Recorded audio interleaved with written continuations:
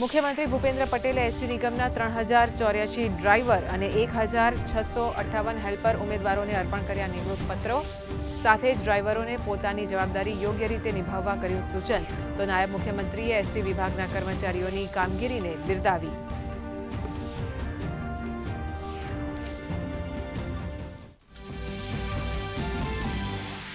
જામનગરમાંથી ગેરકાયદેસર વસવાટ કરતા 5 શંકાસ્પદ બાંગ્લાદેશીઓની ધરપકડ કરતી એસઓજી.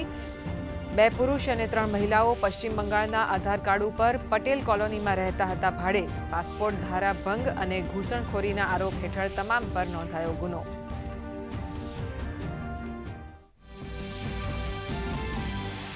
ગુજરાતમાં ગ્રીન કવર વધારવા 185 નદીના બંને કાંઠાની જમીન ઉપર વન વિભાગ દ્વારા હાથ ધરાશે વૃક્ષ ઉછેર ઝુંબેશ.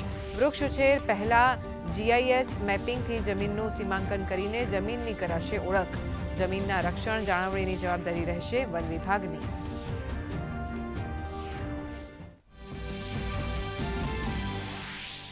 પ્રધાનમંત્રી નરેન્દ્ર મોદીએ અમદાવાદ ઇન્ટરનેશનલ ફ્લાવર શો 2026ની કરી પ્રશંસા.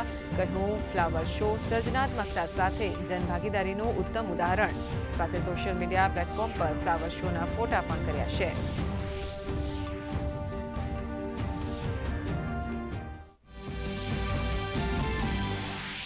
દેશમાં બુલેટ ટ્રેન પ્રોજેક્ટમાં મોટી સફળતા. પાલઘર સ્થિત માઉન્ટેન ટનલ 5નો 1.48 કિલોમીટર લાંબો બ્રેક થ્રુ પૂર્ણ.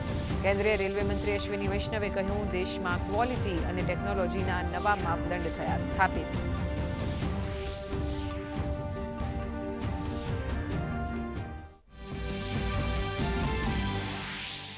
પ્રધાનમંત્રી નરેન્દ્ર મોદીની અધ્યક્ષતામાં મળેલ 50મી પ્રગતિ બેઠક ઉપર પ્રેસ કોન્ફરન્સ.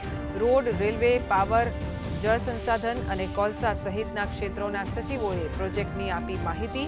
ઓક્સફર્ડ યુનિવર્સિટીના રિપોર્ટમાં વિકાસશીલ અર્થવ્યવસ્થા માટે પ્રગતિને ગણાવ્યું સર્વોત્તમ મોડેલ.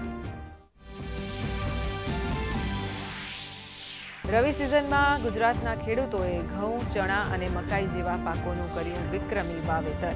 સામાન્ય વાવેતરની સરખામણીમાં અત્યાર સુધીમાં 96% એટલે કે 44.74 લાખ હેક્ટરમાં વાવેતર સંપન્ન. ચાલુ સિઝનમાં ચણાના વાવેતરમાં 13% અને બટેકાના વાવેતરમાં 18% વૃદ્ધિ. ખેલશે ગુજરાત ખીલશે ગુજરાત અભિયાન અંતર્ગત યોજાઈ રાજ્યકક્ષાની 6ઠ્ઠી ઓસમ આરોહણ અવરોહણ સ્પર્ધા. ભાઈઓમાં મારવાણિયા વિહારે 9.42 મિનિટમાં અને બહેનોમાં બાવળિયા ત્રિષાએ 12.11 મિનિટમાં સ્પર્ધા પૂર્ણ કરી બન્યા વિજેતા. રાજ્યના વિવિધ જિલ્લાઓમાંથી 423 સ્પર્ધકોએ ભાગ લીધો હતો.